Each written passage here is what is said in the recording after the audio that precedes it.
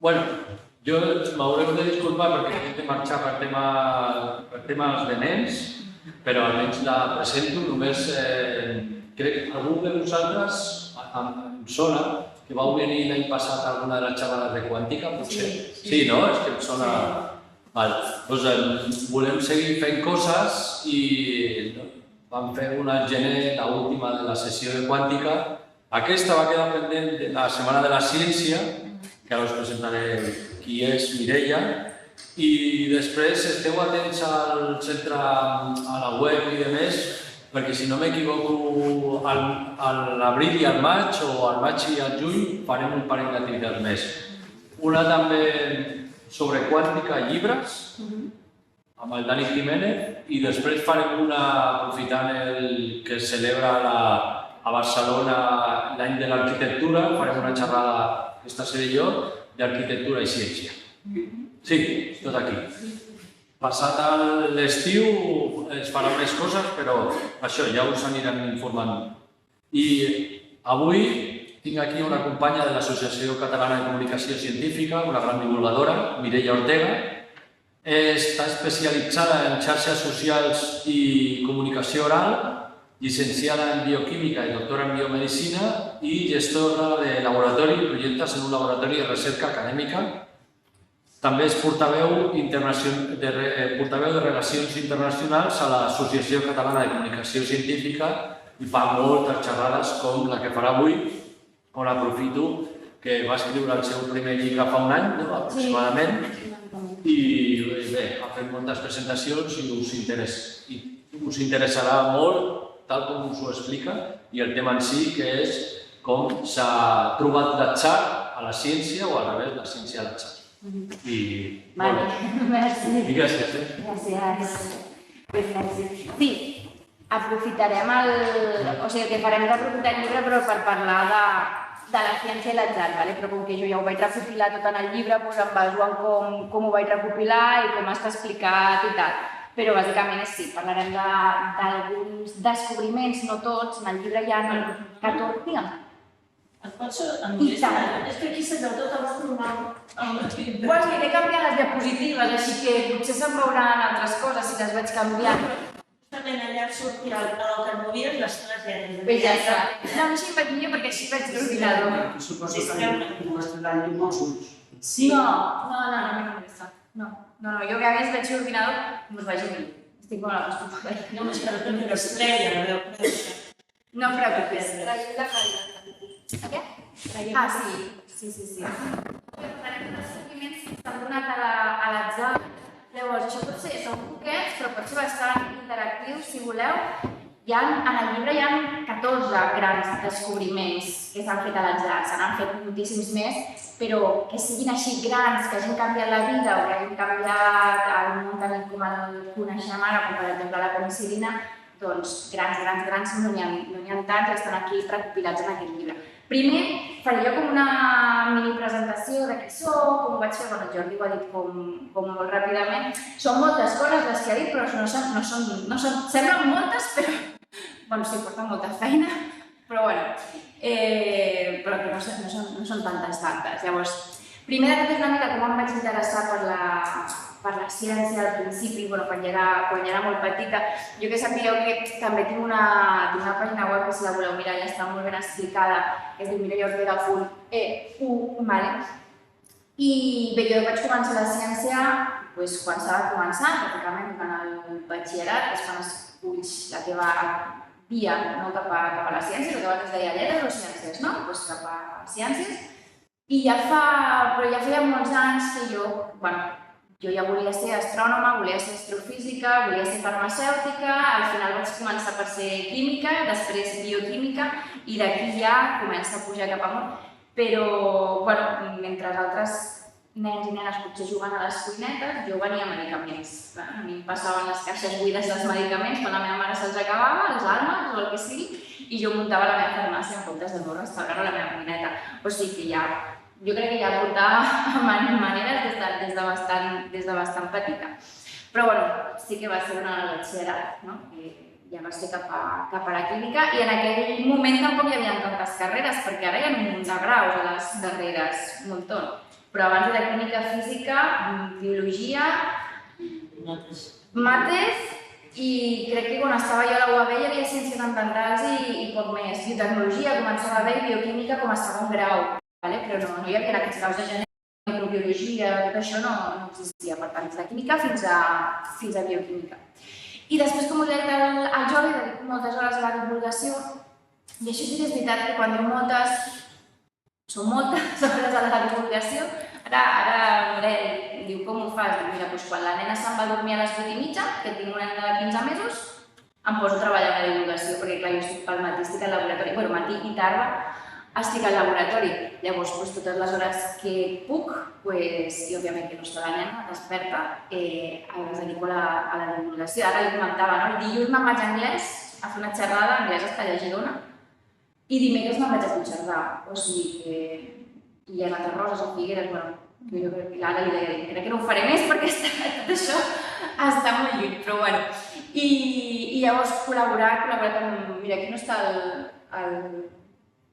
com es deia, el de Smart Barcelona, que es feia aquí fa molts anys, però bueno, he col·laborat des de Ràdio Nacional Espanyola, amb diferents centres cívics, tant aquest com d'altres, que ho Borrell moltíssim, amb editorials, amb la Diputació de Barcelona, però ara també estic col·laborant molt amb la Diputació de Lleida, de Girona, amb totes aquestes xerrades a les biblioteques de Girona i revistes, i ara he tret un article molt interessant, que no sé si el llegiu, però aquest mes hi ha un article que és meu molt interessant, i suma i sigue.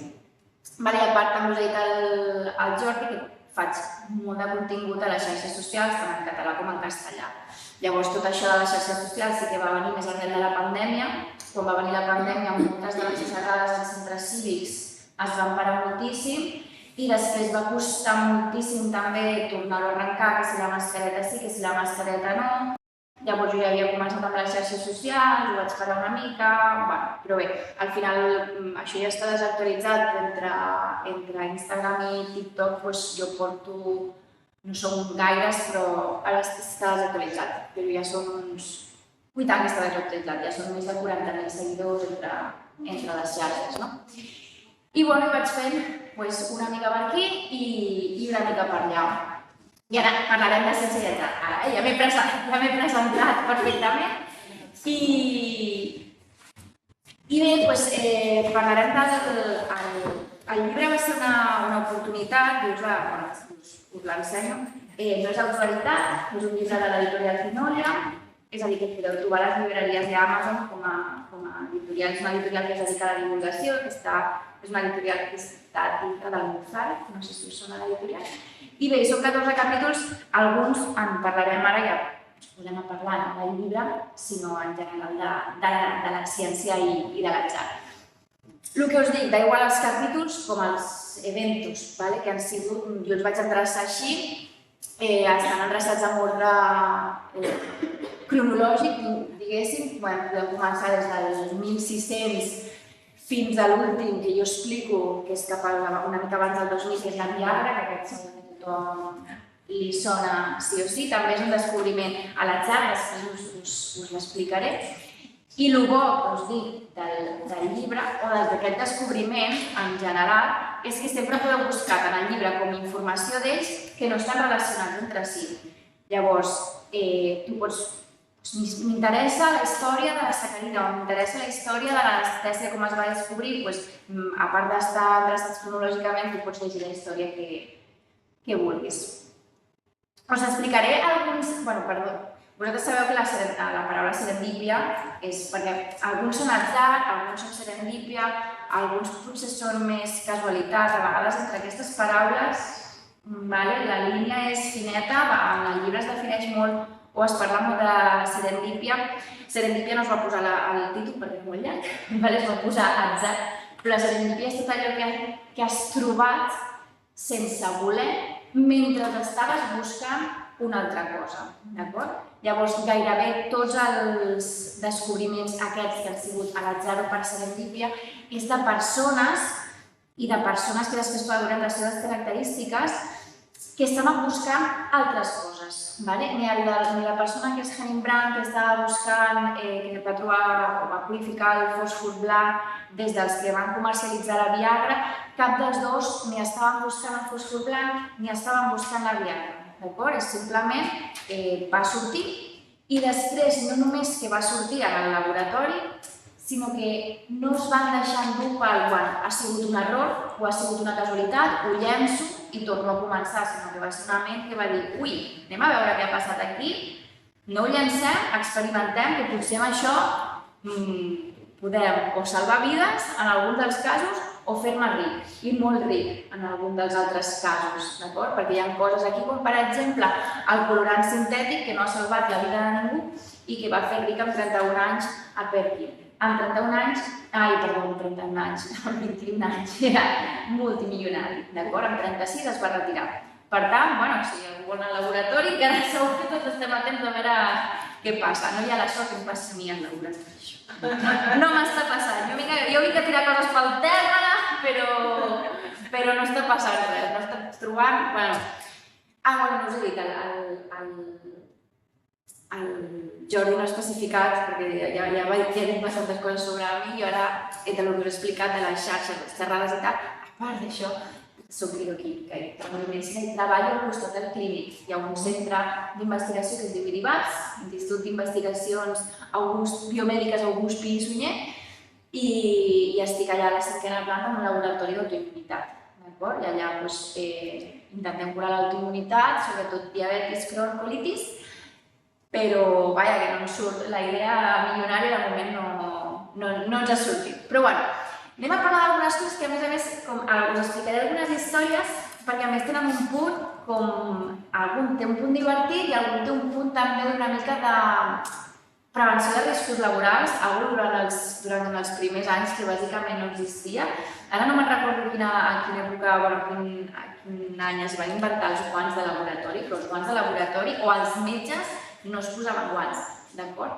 Això és una cosa que no sé com ho podien fer, jo que em rento les mans cada 2 per 3, i a més els metges es rentaven les mans després d'operar-te, no abans, perquè consideraven que durant l'operació s'havien embrutat i per tant s'havien de rentar les mans després, no abans. O sigui, tema de prevenció de riscos laborals, hi va haver una època que brillava per su ausència, ¿vale? I una d'aquestes és la història de la sacarina. Fixeu-vos que el laboratori ja no s'assembla, no sé si us nota molts laboratoris, però no s'assembla gaire als laboratoris que tenim avui en dia. Sí que n'hi ha alguns que són més antics que d'altres, en algunes universitats, però un laboratori farmacèutic, per exemple, així amb una inversió de molts diners, això és molt rudimentari. A més, això és un laboratori de química. I aquí tenim, no cal que mireu, ho podeu mirar, i aquí tenim dos protagonistes, jo ho poso tot i ja està. És Falberg i Remsen, tots dos intentant trobar, en aquest cas, la cura o una molècula que és necessària com a tractament per la malària, és la quinina, que de fet encara s'utilitza la quinina, d'acord? Llavors, volien que es purifica de l'escorça, això passava molt abans, que l'havien de purificar de les plantes, etc. El que volien és sintetitzar-la al laboratori, la mateixa i més ràpid.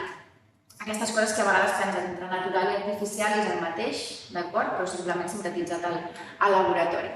Doncs bé, intentant treballar amb una substància començant des del quitrà d'agulla, intentant purificar i fer les modificacions pertinents per trobar la quinina, doncs alguna reacció no va anar bé en aquell moment.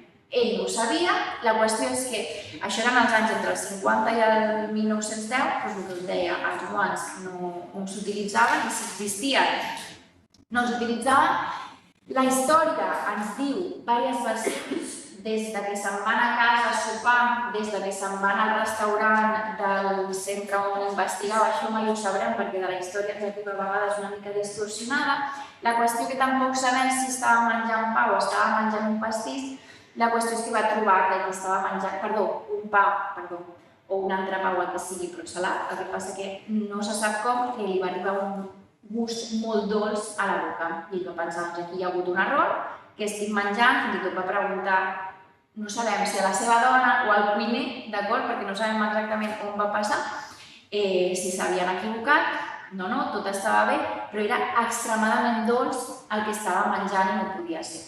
Fins que se li va aquestes coses que passen, que no tenia per què haver-li passat, no? Bombeta, escolta, alguna cosa he fet al laboratori que se m'ha quedat a les mans i ara resulta que m'ho estic menjant.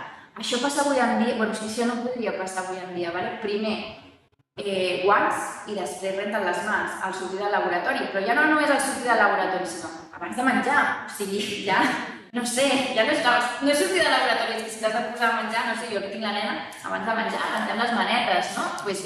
Doncs el mateix. La qüestió, van al laboratori i sí que va veure que la reacció no havia anat bé i que s'havia sintetitzat una substància que no era la quinina i que, per tant, era molt dolça, però extremadament dolça. Ja sabeu el que és la sacarina, que amb una gota, el poder endulzante, diguéssim, que no estic una comunicació en català, és molt més gran que el sucre. Ell estava treballant en el laboratori d'ell. Remsen era el jefe. Aquí ve també les disputes que moltes vegades passen al laboratori. Entre els dos van caracteritzar, que és el que... No sé si ho tinc aquí. A veure... crec que... Perdó, no ho tinc.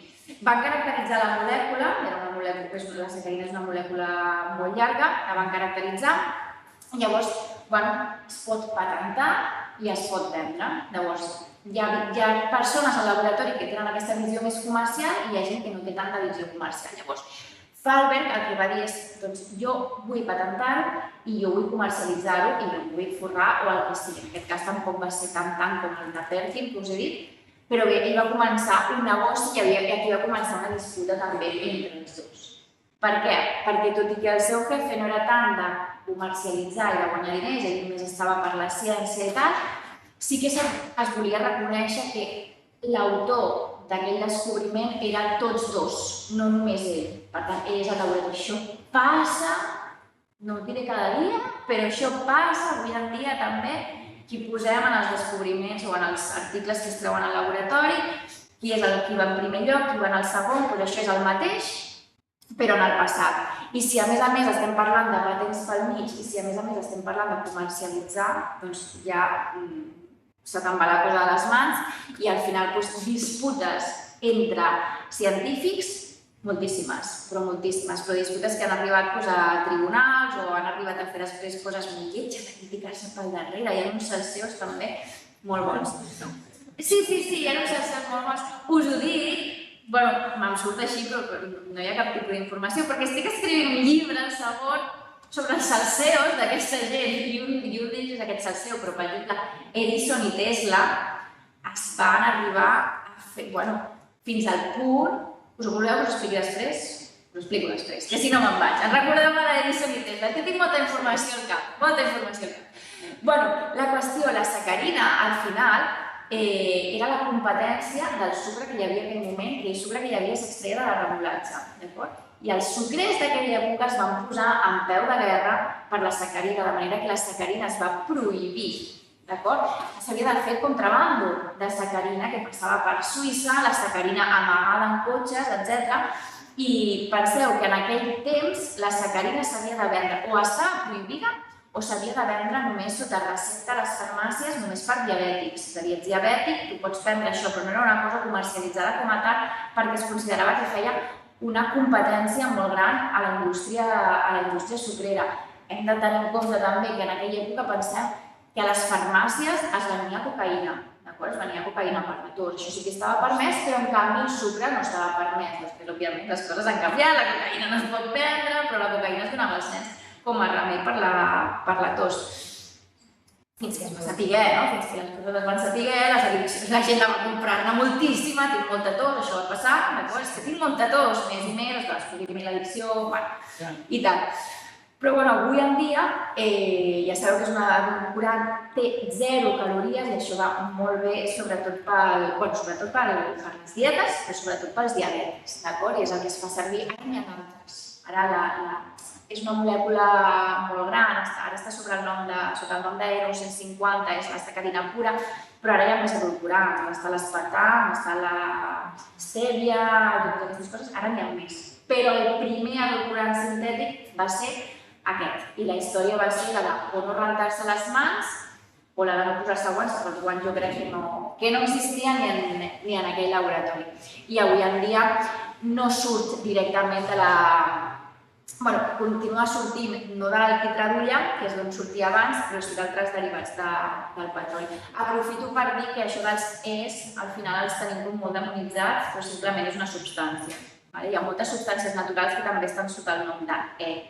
Simplement és una manera de categoritzar, perquè a vegades els ES poden ser artificials o naturals.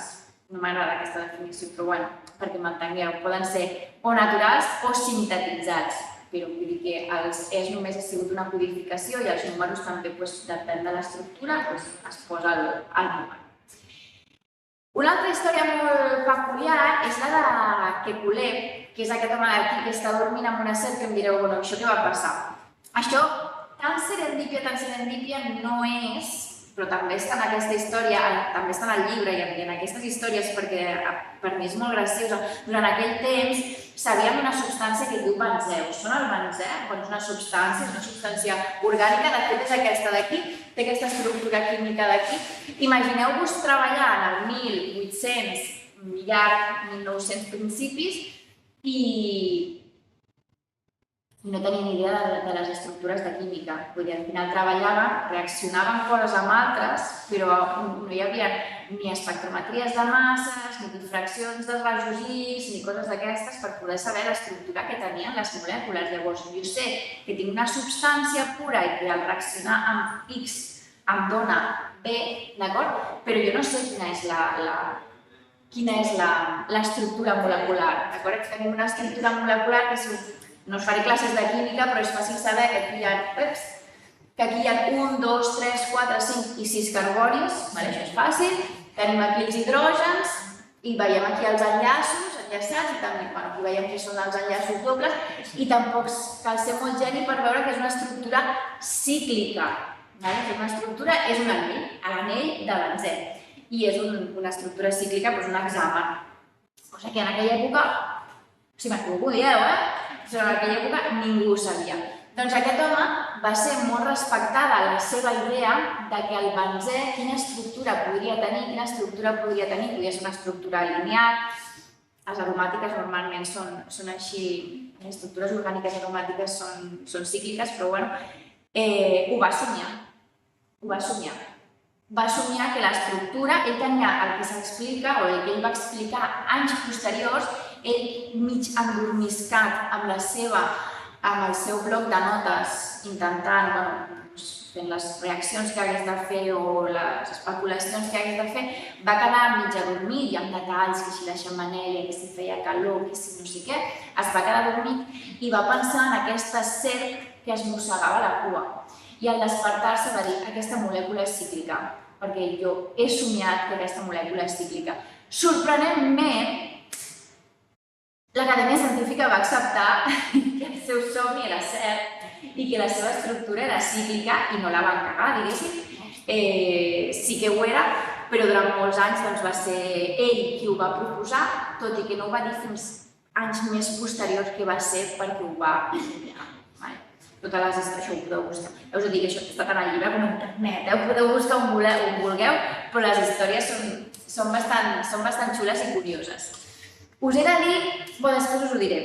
Després recordeu-me que com els dic són tan verds, recordeu-me que us ho explicaré.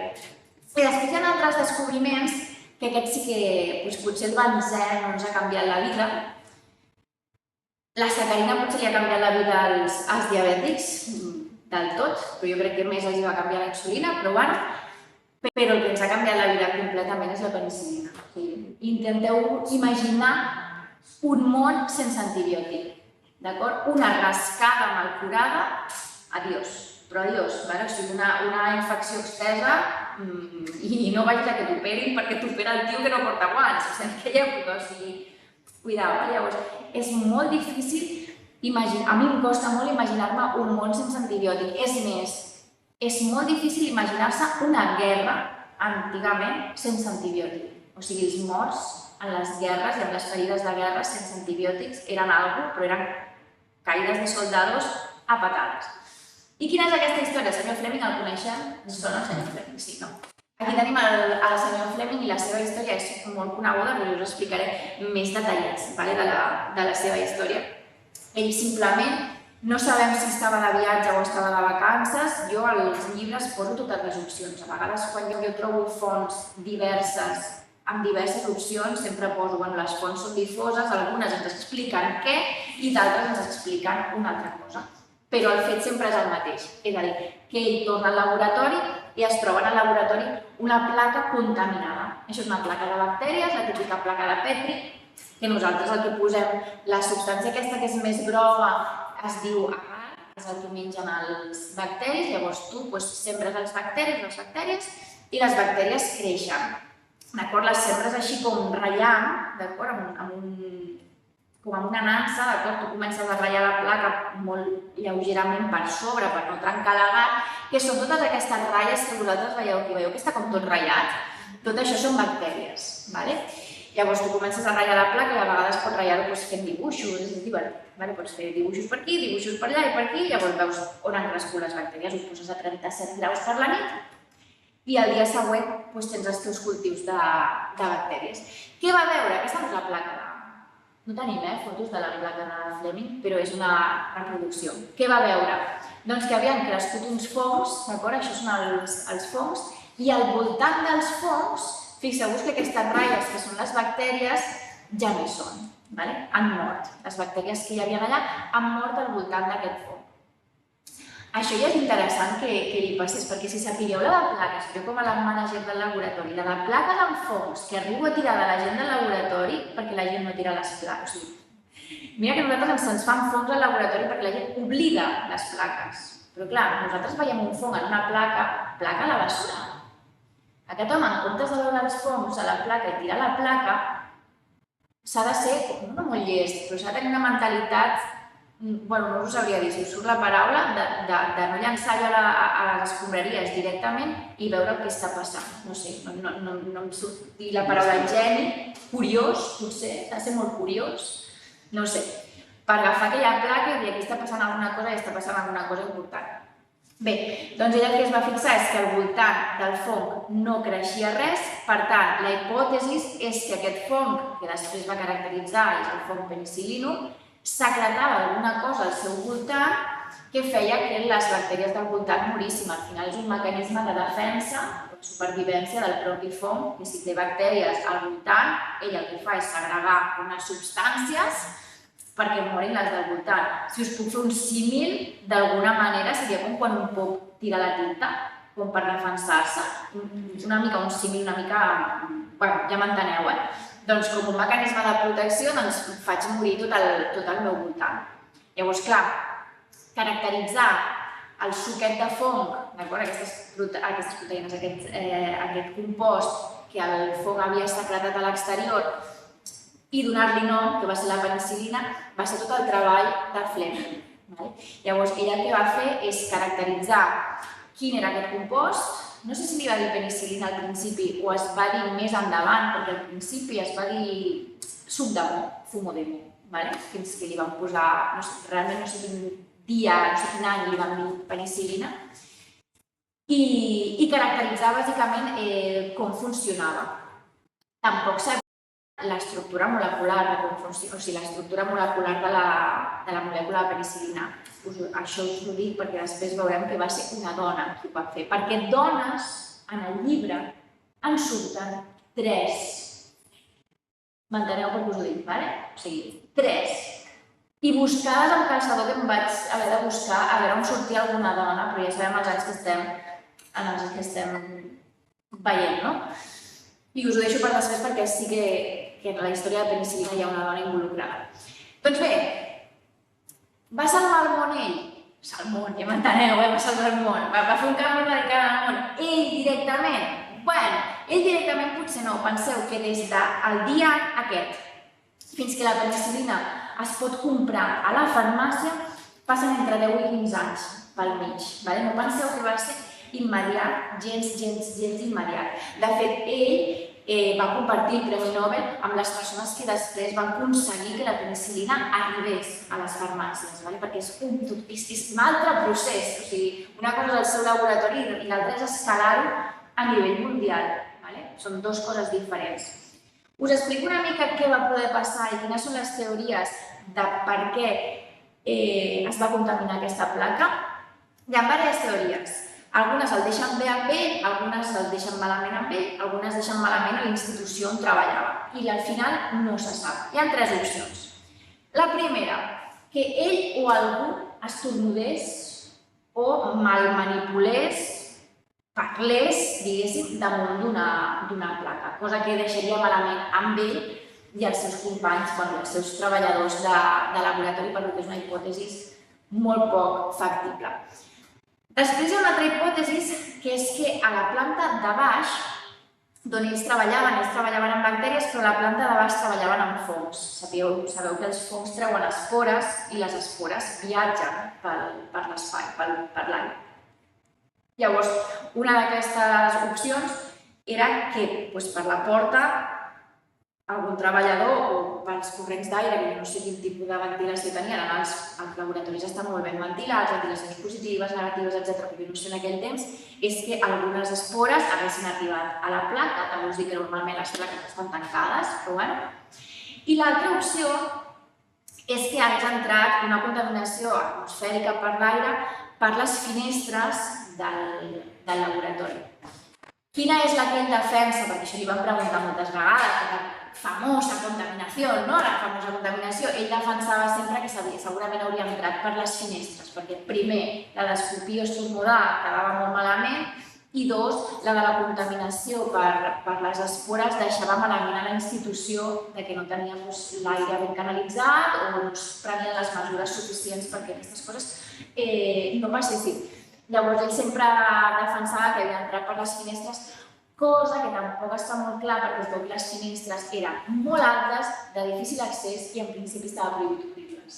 Per tant, mai sabrem aquesta contaminació. Però al laboratori en tenim moltes i no sabem d'on venen, o sigui que queda igual. En qualsevol lloc una mica humit creixen fongs. Llavors, si tu deixes una placa oblidada, nosaltres que la deixem encara que les deixem a 4 graus, ens creixen fongs.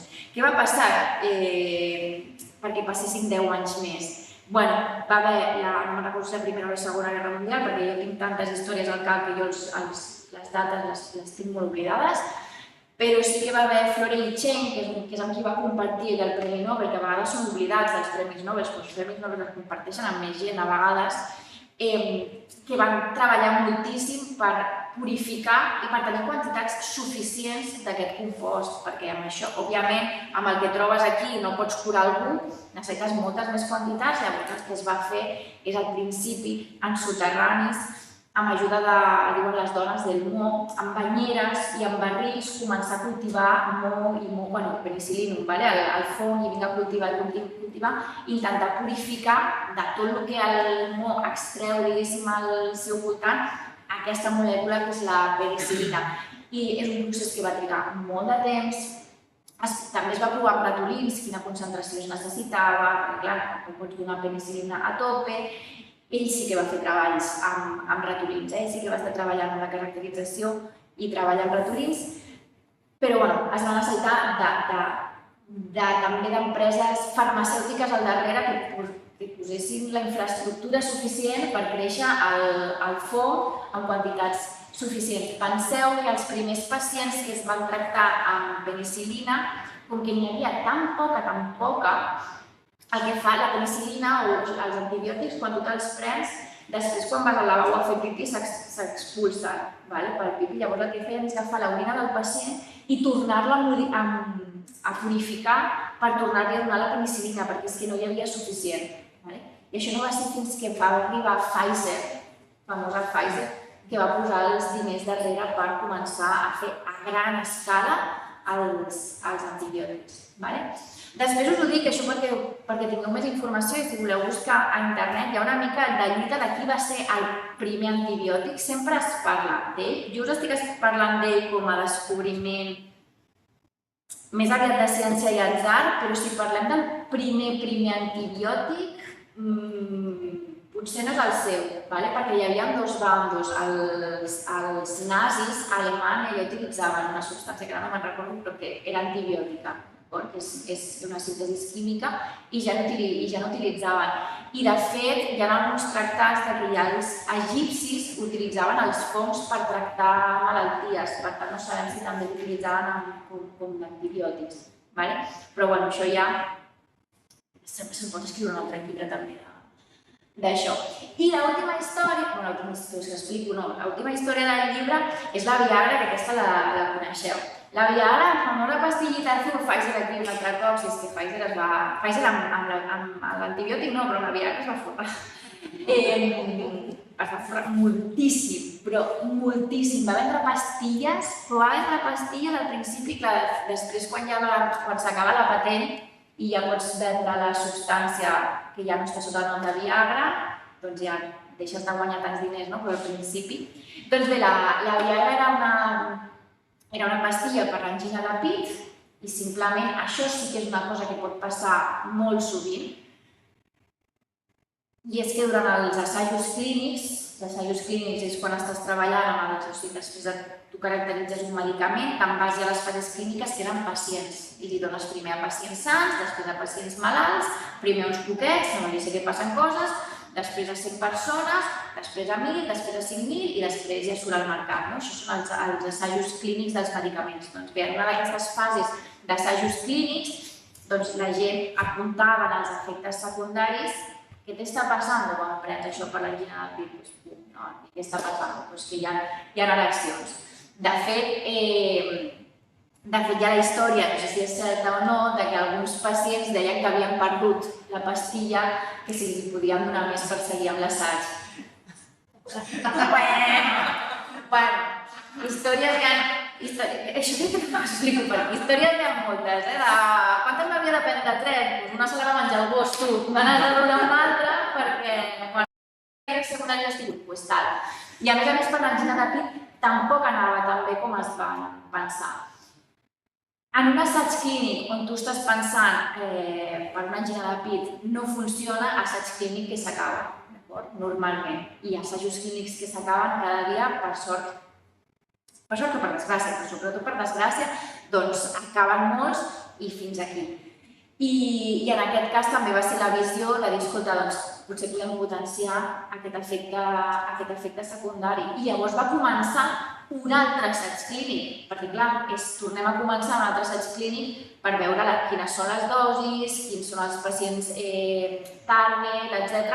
I llavors, d'aquí hi ha la història de la sabeu, d'aquí hi ha la farmàcia i no sé quants mils es van vendre el primer dia que va sortir a les farmàcies, això està documentat, etc.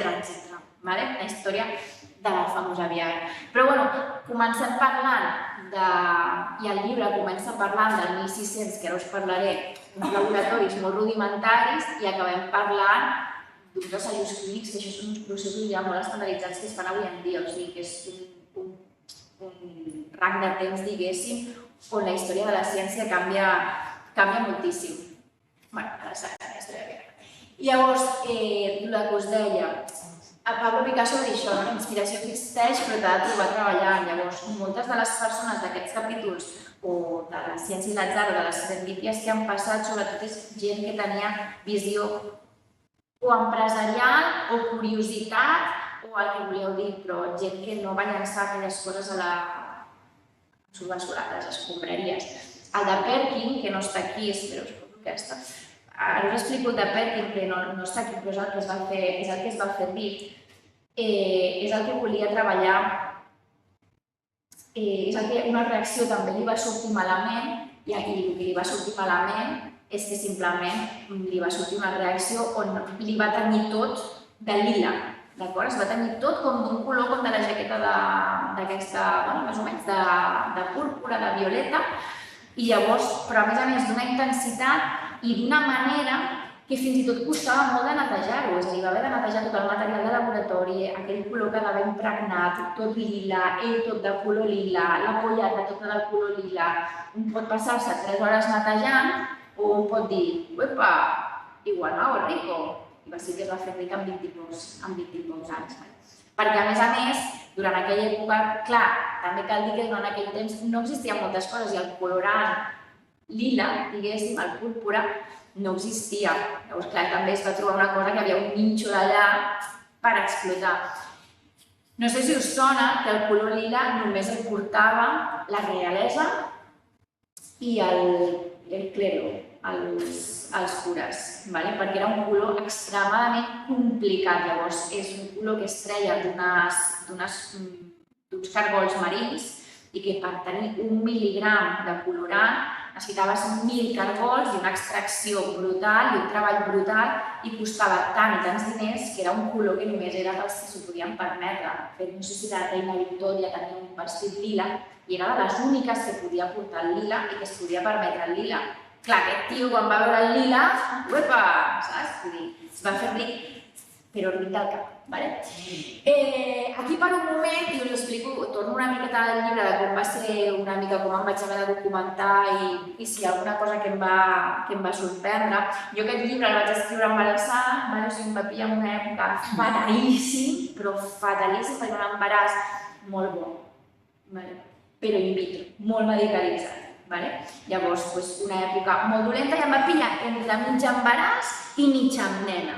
O sigui, llavors, però clar, com jo estic acostumada a fer diverses coses a la vegada, com us ha dit el Jordi al principi, que faig moltes coses, doncs el cafè sempre primer. El cafè sempre, el cafè sempre primer, abans que qualsevol biberó.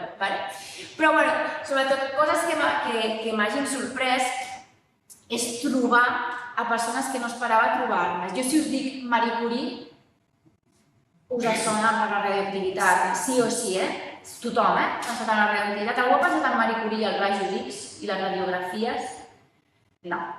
Doncs aquí ho teniu. Jo no ho desconeixia i mira que Marie Curie és la meva científica preferida i és raro perquè jo em sé molt de la seva vida, de la seva biografia i dels rotllos amb el seu marit i del segon Premi Nobel i de la seva relació amb Einstein i moltes coses, però no esperava trobar-me que un d'aquests descobriments de serendípia és el rajos X, que, si el voleu podeu trobar a internet, o el llibre també va ser per atzar, perquè ella estava treballant amb els tubs catòdics, amb aquest Röntgen, estava treballant amb els tubs catòdics, aquests tubs són uns tubs on els electrons, on els encens i els electrons viatgen des del pol negatiu al positiu, del positiu al negatiu, no me'n recordo perquè jo de física l'he oblidat fa molt de temps, però estava treballant amb aquests tubs catòdics, però tenia un paper de platocianur de bari en un costat del seu laboratori despatx i va veure que s'hi revelaven coses en aquell paper, d'acord? Llavors va veure que d'aquest tub sortien uns rajos que no eren només amb els que ells treballaven en un tub. Estava veient uns rajos que tenien un largo alcance, diguéssim, que estaven revelant un paper que estava molt més enllà. I per què es diuen rajos X? Perquè no sabeu el nom que li vam posar, normalment li posem X. Quin rajos X? No lo sé. I amb rajos X s'ha quedat, li van voler, durant un temps es van voler dir rajos Röntgen, és que costa molt de pronunciar, i es va quedar amb rajos X. I aquí està la seva dona, perquè és molt famosa, la foto, aquesta no és, però és molt famosa la foto de l'anell de la seva dona, que és aquesta foto és molt famosa, de l'anell de casada de la seva dona. És la primera radiografia que es va fer a casa seva.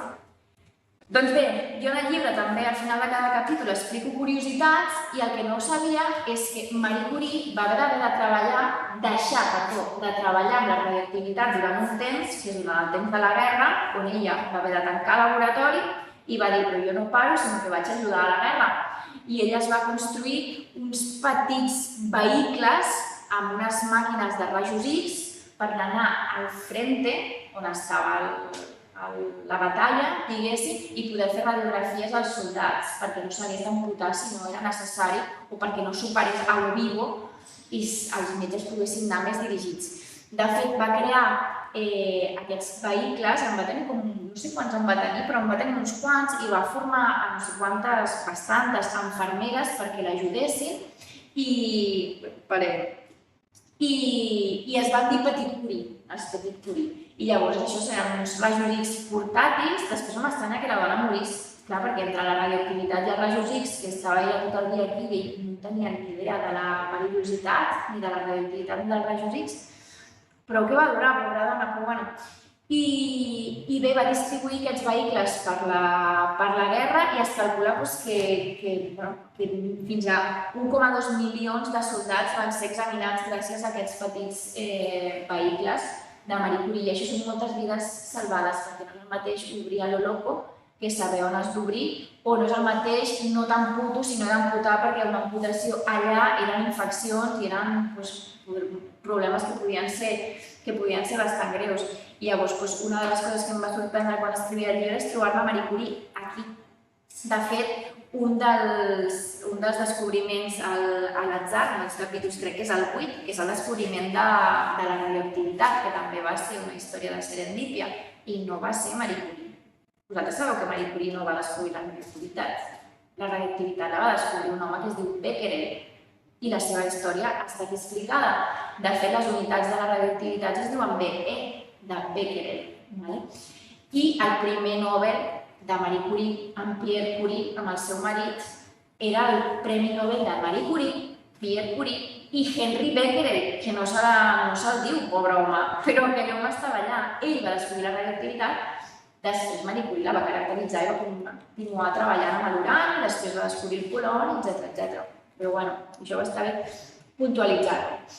Això seria com es veien una mica aquestes Petit Curie per dintre. I una de les coses també que em va sorprendre molt és que hi ha 2 dies mundials de la bicicleta. Un és el 19 d'abril i un altre és un 3 de juny, que no ho sabíeu. Doncs bé, el 3 de juny no sé per què és, però el 19 d'abril és el dia en què Albert Hofmann, la persona que va descobrir per casualitat l'LSD, sabeu que és una droga, va provar la droga, perquè ell va voler ser el que provava el que va descobrir, i va fer el famós viatge en bicicleta cap a casa seva tot col·locat. Aquesta història us l'explico una miqueta ràpida. Ell estava treballant en psicotròpics al laboratori, però va sortir d'alguna reacció l'LSD, el que no sabien és que et podies col·locar en quantitats ínfimes de LSD. Per tant, ell ni ho va provar, segurament va ser alguna cosa que ell va començar a sentir-se en aquest viatge astral que ell té cartes on ho explica i diu, vale, al laboratori alguna passa, una mica com el del sucre, però en droga, vale? Algú ha passat, tornar al laboratori, vale, és això, quins efectes té, quines concentracions s'han de prendre, i ell mateix va fer una prova i el van acompanyar, o a casa seva l'estaven esperant o alguna cosa així, i ell va dir que tornava a casa en bicicleta després d'experimentar ell mateix els efectes. I ella explica el viatge, les seves al·lucinacions, com es va trobar després, fatal, marejat, però sobretot les sensacions i les al·lucinacions que va tenir al provar l'LSD. I després, la movida també descrita, de com de bé o de malament es va utilitzar l'LSD en els anys posteriors, fins que es va prohibir, ara torna una mica que es podria utilitzar de manera terapèutica, etc. Això és una altra història. I el 19 d'abril és el dia del famós retorn a casa en bicicleta que ell va fer, anem a dir, col·locat de LSD. Per tant, hi ha 2 dies mundials de la bicicleta. Si us agrada la bicicleta, doncs sapigueu que teniu 2 dies mundials. I llavors, el que us deia abans, dels 14 casos que estan en el llibre, o dels 14 casos de serendípia més importants que existeixen, sorprèn el viatge històric que hi ha? Doncs sí, perquè acabem amb la Viagra el 1998, però és que comença el 1669 amb el descobriment del fòsfor. I aquí estem parlant de gairebé el final de l'edat mitjana, estem parlant d'uns laboratoris que ja no són ni laboratoris, que són els soterranis de casa dels científics, que no són ni científics, sinó que es diuen alquimistes en aquella època. Llavors, us sonen molt els alquimistes amb el que van estar obsessionats durant molts anys? Amb la pedra filosofal. I la pedra filosofal era aquella substància que no havia de ser, no té per què ser pedra, tot i que s'havia de dir pedra, però era aquella substància que podia convertir els metalls comuns, el ferro, la plata no, però per exemple el ferro o el plom, d'acord, en or. I estaven molt obsessionats, sense saber que per convertir un element a un altre element has de trencar l'estructura de l'àtom del nucli de l'àtom, però tot això abans no ho sabien, però això no hi ha reacció química que ho pugui fer. Us aviso que només ho pot fer un accelerador de partícules, amb molta energia, pot bombardejar un àtom i el pot canviar, però amb una reacció de laboratori, i menys en aquella època no es podia fer. Però bueno, ells això no ho sabien. I llavors, doncs, què va fer aquest home? Oblideu-vos d'això, escolteu-me a mi, ell va dir, d'on pot sortir l'or? Anem a pensar en alguna cosa que jo tingui a l'abast i que pugui semblar-se a l'or, i va dir, doncs, de l'orina, perquè tenen el mateix color, més o menys. Per tant, de l'orina jo estic segur que d'aquí en puc treure or. Llavors, el que va fer és aconseguir 50 cubells d'orina, i aquests cubells d'orina el que es va posar-los 2 setmanes al sol perquè s'evaporés. Almenys estaven a l'exterior, o sigui que estaven fora, fins que s'evaporés una mica, un procés que no és necessari perquè després us ho explicaré. Una vegada ja s'havia, doncs clar, amb la calor s'havia evaporat una mica, el que va agafar amb els 50, ja no sé, ja eren 50 litres, perquè ja estava reduït, va agafar tot i ho va començar a escalfar a una temperatura molt, molt alta, no sé si 300 graus, no sé quins forns hauria de tenir a casa seva. Espera, ho posem aquí, ho deixem aquí. Ho va començar a escalfar tot moltíssim, moltíssim, i això també sucar-se a l'orina, o sigui, jo tenia dona, la dona estava dalt, hauria estar contenta del que hauria de fer olor que hi ha a casa, fins que va trobar 3 substàncies, ho va bullir i al final li va quedar com una substància una mica oliosa aquí, una substància una mica pastosa aquí i una substància salada. No sé si ho va provar, només li faltava, però una substància salada. Avui nosaltres sabem que aquí hi ha sals, però no sé si ell va arribar a saber que era salada o no. La reacció nosaltres la sabem, ella en aquell dia no la sabia. Error, va dir, que no sabem d'on ho va treure. Tu imagina la informació que ens arriba del 1600, va dir, doncs aquesta part me la carrego perquè no és necessària, no sé d'on ho va treure, i va agafar aquestes 2 que va continuar amb el xup-xup. I el senyor con el xup-xup d'aquesta part. Error que va fer? Va trobar el fòsfor, però el fòsfor sobretot estava en aquesta substància que va descartar. Però alguna cosa quedava aquí, i llavors quan ja li quedava poc, va xup-xup-xup-xup, fins que ja era vapor tot, i el seu vapor, al destil·lar-lo, però al tornar-lo a condensar en gotetes, aquelles gotetes brillaven. I el fòsfor brilla. Per tant, havia aïllat el fòsfor, és el primer element de la taula periòdica aïllat en un laboratori. Ell buscava la pedra filosofal? Però no. Però el fòsfor sí que el va trobar, que era el fòsfor blanc, és l'element de la taula periòdica número 15, doncs això ja es va caracteritzar després, és tòxic, és explosiu i és tòxic, bàsicament. I què va passar? Que de tot el... va voler aquesta substància després, va haver altres persones que les van portar. Això després, en aquella època, quan trobaves una cosa, la volies exposar. I el millor lloc per exposar-lo era la realesa. Te n'anaves als castells a exposar-ho al rei, perquè el rei era el guai. Mira el que he trobat, mira aquesta substància que brilla, etc. Però això no ho va fer. Ho va fer un altre que li va robar una miqueta la idea, però perquè ell també la va explicar. Què passa? Que va trobar molt poca quantitat de fòsfor i va dir, doncs necessito més substància, necessito més orina. I es diu que va arribar a treballar amb 5.000 litres d'orina, això no poden ser seus.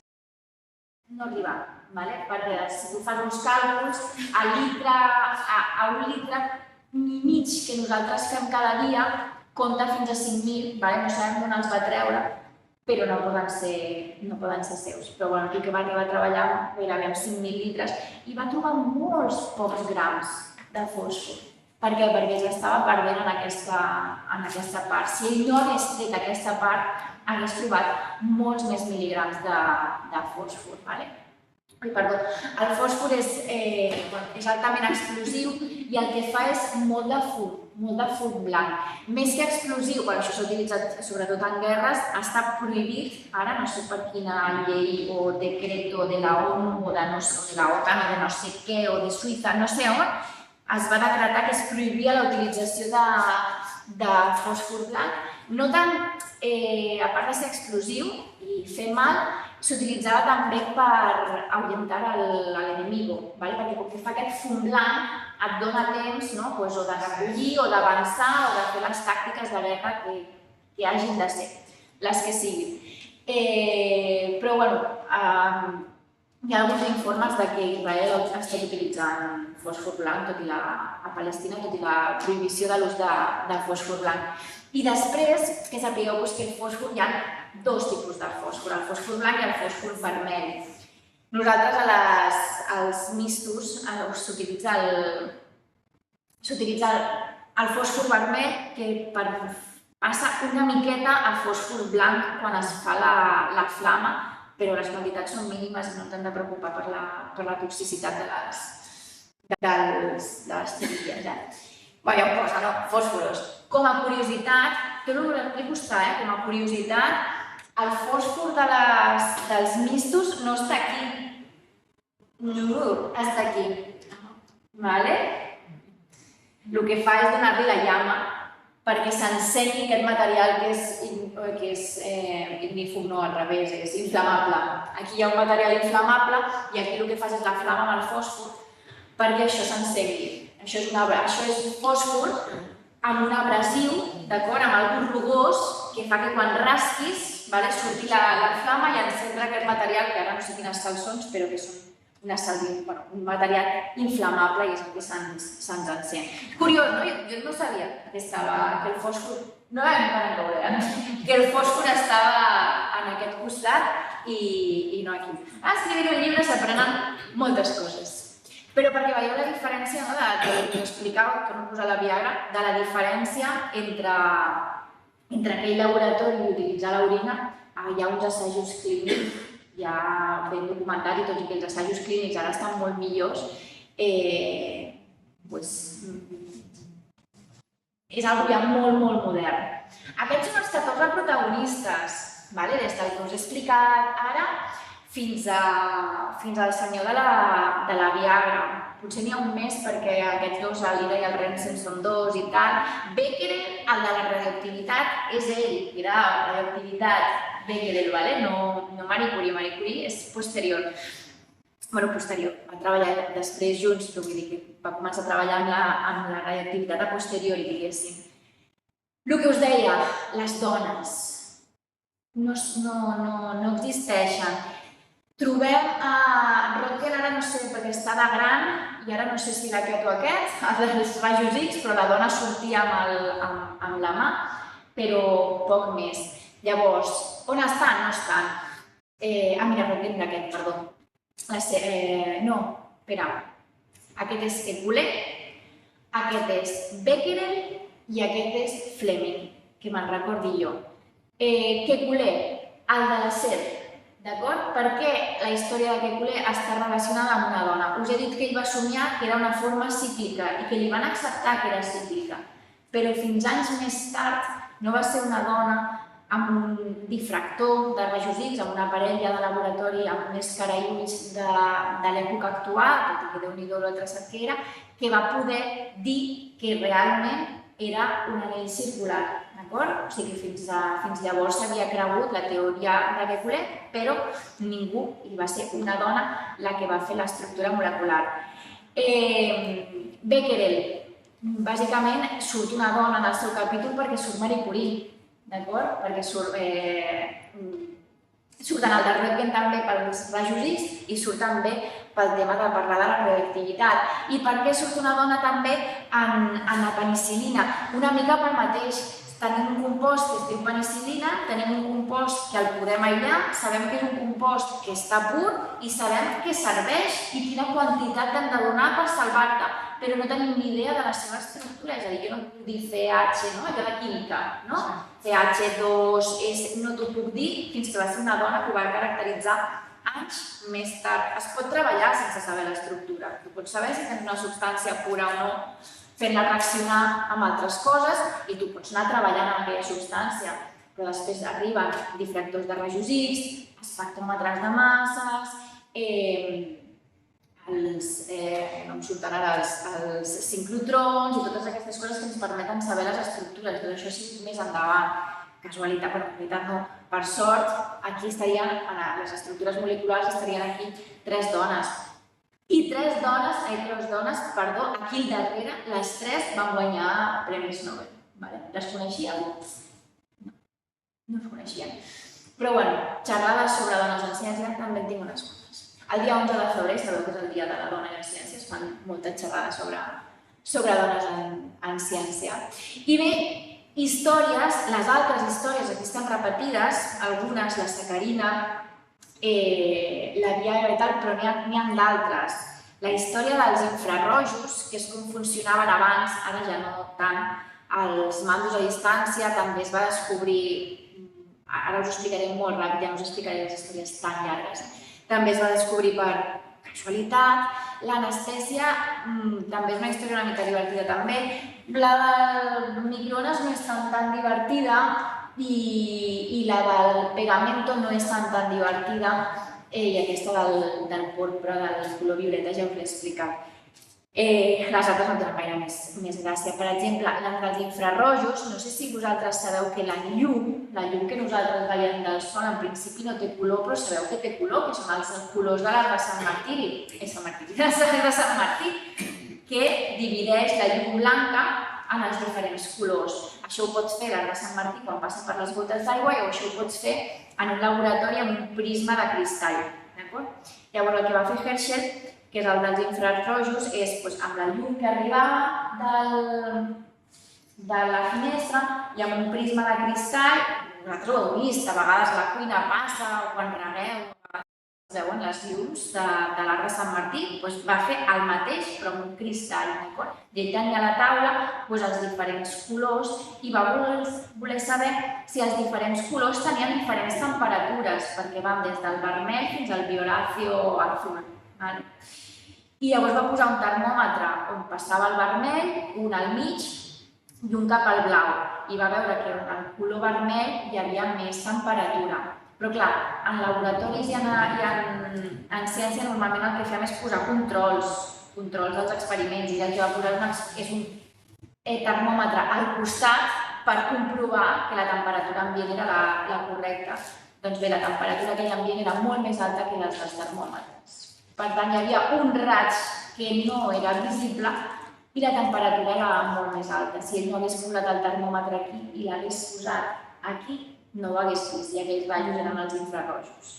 Aquesta és la història dels infrarrojos. La història de l'anestèsia és d'una persona que va al circ. Els circs eren una mica eren molt diferents que ara i hi havia persones al circ abans que feien d'espectacle. Entre un d'ells es va fer un espectacle d'inhalar òxid nitrós, aquest el cas de la risa, que et fa riure, et col·loca una mica i tal, i hi havia una persona al públic que va veure com en aquell espectacle, en aquelles persones que inhalaven l'òxid nitrós i es col·locaven i anaven jiji-jaja, com borratxos, diguéssim, un es va fotre un os gegant a la cama que ell va pensar, t'has d'haver fet molt de mal i no t'has fet mal, va continuar com si res. Llavors, investigant, va veure que allò que havia inhalat estava fent d'anestèsia. Llavors, ell era dentista i va dir, provaré, va fer una prova amb l'òxid nitrós davant de molta gent i no li va funcionar. No li va funcionar, la persona que se li va fer l'extracció va flipar del dolor, però segurament perquè no havia utilitzat la quantitat necessària i llavors va ser una altra persona que aquí hi ha disputes, que ell va posar a parir i va dir que l'òxid nitrós no serveix, utilitzarem l'èter. I va començar a treballar amb l'èter i a l'èter li va funcionar. L'òxid nitrós també funciona, el que passa que no va fer bé l'experiment. I va començar a treballar amb l'èter i el que se'n van portar els mèrits va ser que va treballar amb l'èter. Però no el va poder patentar perquè l'èter ja existia. Va voler modificar-lo, va voler posar substàncies pel mig per veure que és èter però no és èter, però no el va poder patentar. De fet, el primer, el de l'òxid nitrós, va tenir una molt mala vida d'aquell fracàs que va tenir, que se'n van riure d'ell i tal, es va fer addicte a l'òxid nitrós, després es va fer addicte al cloroform de manera que va atacar unes prostitutes, va acabar a la presó i es va suïcidar. O sigui, la seva vida va ser molt fotuda. Tot està explicat, Tot, veurà que hi ha informació dintre, madre mia, ara que ho penso. I després, una miqueta més graciosa, però que tampoc té gaire més, és la història del velcro. El velcro, en el sentit de la moda, és lleig. El velcro és lleig, estèticament és lleig.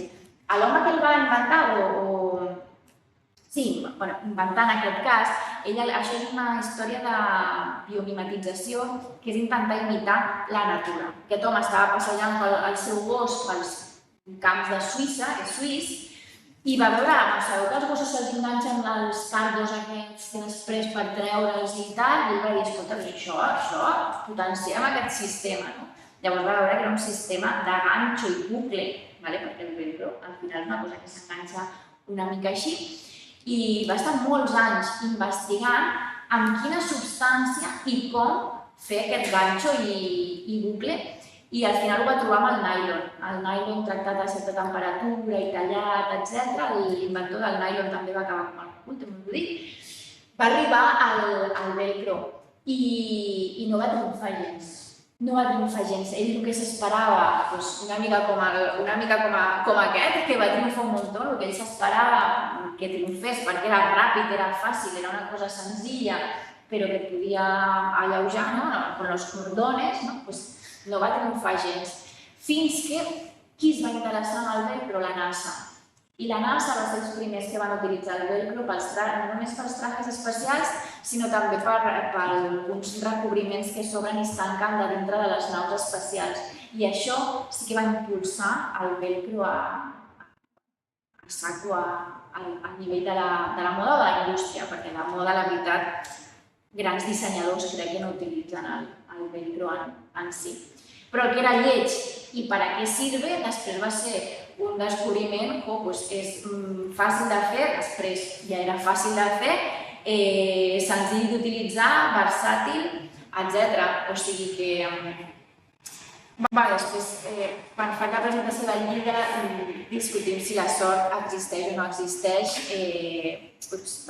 Hi ha alguns estudis científics que això ho han estudiat i realment es creu que la sort no existeix, sinó que ets tu mateix el que creus o no creus que has tingut sort a la vida. Això hi ha un experiment conegut, que és un experiment en què es va enganyar, entre cometes, a dues persones que feien un camí, el mateix camí, i en el mateix camí una persona es trobava un bitllet i a més arribava a una cafeteria on es trobava un inversor que li deia que podien treballar junts, una història d'aquestes. I en el mateix camí, una persona que no creu tant en la sort i que no és tan positiu, que és més aviat pessimista, va fer el mateix camí i li van posar les mateixes coses en el camí. Doncs després, preguntant a aquestes dues persones, la persona que era positiva va dir, ostres, sí, he tingut molta sort perquè durant aquest camí no només m'he trobat un bitllet, sinó que a més quan he arribat a la cafeteria m'he trobat un home que no sé què, que no sé quantos. I l'altra persona, que era més pessimista, quan li van preguntar com havia anat el camí, li va dir, ja està. Llavors, hi ha estudis d'aquests, científics no són, però estudis d'aquests que diuen que potser la sort no és que existeixi científicament, sinó que és la persona que hi ha al darrere, el que us deia, la mentalitat de la persona que hi ha al darrere el que fa que tu hagis pogut tenir aquesta sort o que tu hagis pogut buscar o trobar o veure en algunes coses alguna que altres persones no veurien. I digue'm. L'intel·ligència emocional. T'hi pots posar també. Sí. La intel·ligència emocional, a vegades quan parlo d'intel·ligència, aquesta dona ha sortit aquí de la nada. A vegades quan parlo d'intel·ligència, quan parlo del cervell, és una cosa que també pot estar involucrada. La intel·ligència com a tal és molt difícil de definir, es defineix ara mateix amb uns testos que es fan psicòlegs o psiquiatres que aviat no seran vàlids, d'acord? Perquè no mereixen tots els tipus d'intel·ligència. No sé si ho sabíeu, però els QRs, no els QRs, no els... Com es diuen? Els QRs no són. Com els... Això mateix són el número que et donen, realment no mereix tot el tipus d'intel·ligència que pot existir. I una d'elles és l'emocional o, per exemple, l'artística. No pots medir la intel·ligència d'algú fent uns puzzles o fent unes operacions. Això ho vam inventar i ho vam tastar fa uns anys. No troben una manera millor i encara es fa, però no és la millor manera. El coeficient intel·lectual, no em sortia el nom, el coeficient intel·lectual. I ja està, no fins aquí, perquè això és el que normalment ho presento quan faig la presentació del llibre en una llibreria, però aquí no es fan els llibres i és igual, que eren 5 motius per llegir el llibre, però això és per quan faig la presentació a les llibreries. Però jo venia aquí sobretot a explicar-vos les històries de Serendipia, aprofitant, òbviament, que me les conec totes perquè he escrit el llibre. I no sé, doncs ja està, he fotut una xapa enorme durant una hora i quart, i espero que m'ho apareix un munt de coses. I si tenim preguntes... El Tesla. El Tesla! Hombre! Ara estic escrivint el llibre dels salseos, ¿vale? No són els... Aquest llibre l'he d'acabar... Bueno, l'he d'acabar... I l'he d'acabar al gener del 2027, ¿vale? I és per la mateixa editorial, ¿vale? Si em seguiu, si em coneixeu, que al principi he dit que tenia les meves xarxes per aquí, ja ho veureu. De històries de disputes entre científics n'hi ha diverses. Algunes són molt doloroses, com les que podien ser, per exemple, les de Wilkins i Rosalind Franklin amb el tema de l'ADN i tal, i algunes ja rofen la gràcia, però tampoc la gràcia que és entre Tesla i Edison. Un que defensava, segur que heu sentit la idea, la història, i si no hi ha pel·lícules, hi ha una pel·lícula bastant documental recent, un defensava la corrent alterna i un defensava la corrent contínua. I estaven els dos en un moment on el món es volia il·luminar i estaven sobretot a Amèrica que volien posar les faroles i totes les històries. Llavors, ara no sé quina era la quin, perquè em diu, però bueno, un defensava una corrent i l'altre defensava una altra. És igual. La qüestió és que tots dos eren grans genis, ¿vale? No sé. La corrent alterna pot ser la d'Edison? Al revés, aquest home prometa. Sí, però per la història, bàsicament, no cal. Un defensava una i l'altre defensava l'altra, per la història. La qüestió és que tots dos eren dos genis increïbles, dos mentalitats a més superdiferents. Edison era una mentalitat de... Tots eren inventors, grans inventors. Un era molt teòric, molt al revés, no era tan teòric, sinó que feia molts invents de laboratori. L'altre era més teòric i els invents només els pensava i ja els tenia. O sigui, ell tenia tots Tesla, els tenia tots al cap i ell ja sabia com funcionaven les seves màquines només al cap. No calia ni que fes els dibuixos. O sigui, un geni total. No és que l'altre no fos, però això de la mentalitat ja em sembla superheavy. I llavors van arribar a treballar junts, un és serbi i l'altre és estadounidenc, però el van recomanar i van arribar a treballar junts durant un temps. Les mentalitats no van ser bones i al final van acabar treballant per separat, un defensant una corrent i l'altre defensant l'altre tipus de corrent. El que defensava Edison era un tipus de corrent que a llarga distància no funcionava, necessitava uns generadors molt grans i perdia eficiència amb les distàncies, d'acord? I el que defensava Tesla era més eficient, no necessitava unes plantes de generadors tan grans i podia donar llum a grans distàncies sense que es perdés l'eficiència energètica. D'igual als altres, bàsicament era això.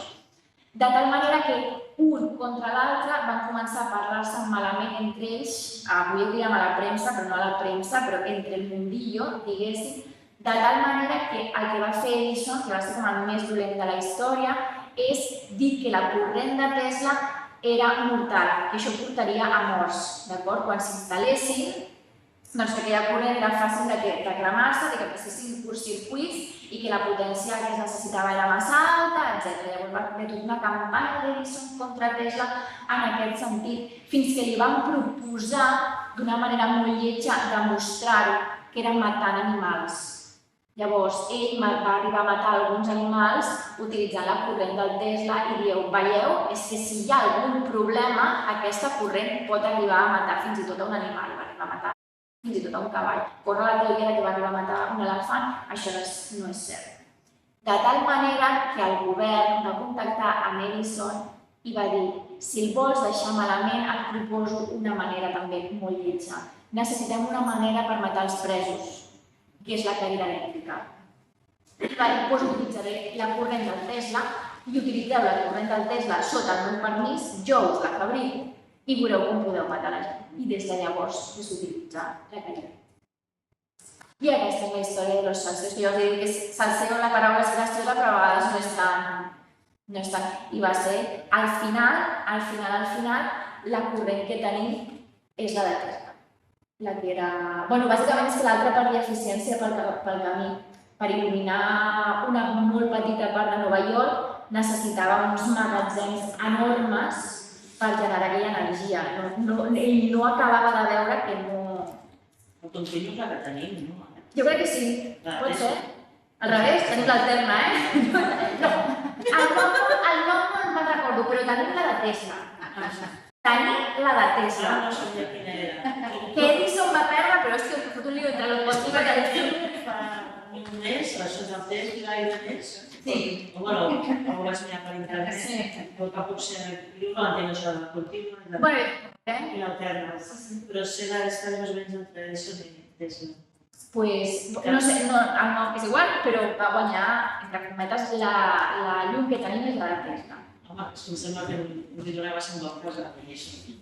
L'altra perdia pel camí.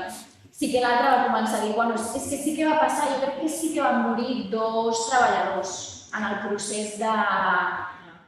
Però bueno, i ara també, els que treballen amb les altes torres, sempre hi ha algun accident que... Bueno, i els laboratoris també pot haver algun joc. Sí, són accidents laborals, són accidents laborals. Mira. Però l'Edison no és el de la bombilla. Sí. Bueno, se li va donar la fama, no? Se li va donar la fama. Ell va millorar la bombilla incandescent, que durava 3 hores, i ell va passar que durés fins a 48. Ell no va inventar-la. Però Edison és el de la bombilla. Sí. Però no, és que no me'n recordo el nom. Igual aquest és el nom de la bombilla, però ell no és el de la bombilla. Espera. Home, tot depèn de les ajudes que tinguis o els padrins. No, però és que el nom el sabreu. És que jo tinc una de noms al cap.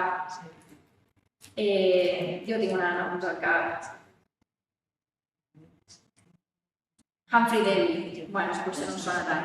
Humphrey Davy és el que va inventar la bombilla. Edison la perfeccionó. I sí que és veritat que la va perfeccionar, la bombeta incandescent, que no durava res. O sigui, una bombeta que durava 3 hores no servia per res. Però després la que va fer Edison durava entre 12 i 48. Penseu que es canviaven les bombetes com ara, Es canviaven les bombetes cada... Jo estava veient l'altre dia la pel·lícula d'Edison i Tesla amb el meu marit i li deia, perquè estàvem com als Estats Units, no? Començant a posar els primers fanals amb les bombetes i tal, i va arribar un moment que per concurs públic, això també va ser important entre la guerra entre tots dos, es va fer una exposició universal i es va demanar concurs públic de veure qui volia il·luminar aquella exposició universal i es van presentar tots dos, cadascun amb la seva tipus de corrent, i va guanyar Tesla i va il·luminar l'exposició universal. Però de totes maneres les bombetes duraven el que duraven. Jo no sé quantes bombetes es van posar, jo li deia al meu marit, i clar, a les 48 hores tothom canvia amb bombetes, perquè clar, durava molt poquet. Sí.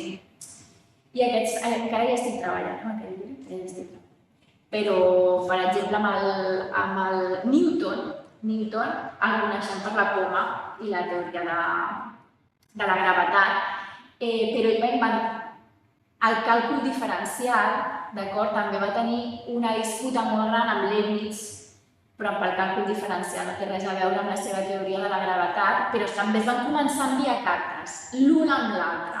I després sabeu que ells feien els seus tractats, els seus llibres, el Principia de Newton, tots aquests llibres que ells publicaven, estan plens d'indirectes dels uns cap als altres. Això és el salseo, estan plens d'indirectes, a part que s'enviaven cartes, o per exemple, en aquella època era molt important qui era el president de la Royal Society, a Londres, ¿vale? El millor arribava a ser president de la Royal Society. Per arribar allà es fotien de merda tots els altres que... No ha variat gaire, No, jo Ara va més ràpid, abans era per correu i ara... No, ara és per la tele, però no... Hi ha molta... No, nosaltres quan demanem beques i no ens les donen, llavors ja sents el teu jefe, és que en el panell